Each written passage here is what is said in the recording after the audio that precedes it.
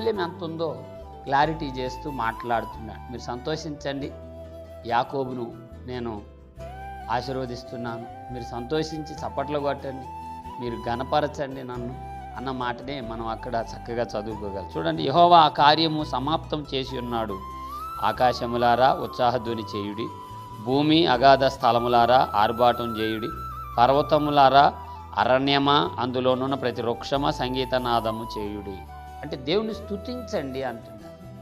బహుశా మనం ఒకరికి సహాయం చేస్తే, నువ్వు ఒకరికి సహాయం చేస్తే మంచిగా ఆలోచిస్తావేమో, కానీ సమాజంలో మనం చూస్తే ఎవరైనా ఒకరికి కానీ సహాయం చేశారంటే అతిశయిస్తారు. ఆ విషయం మనందరికీ సుపరిచితమే.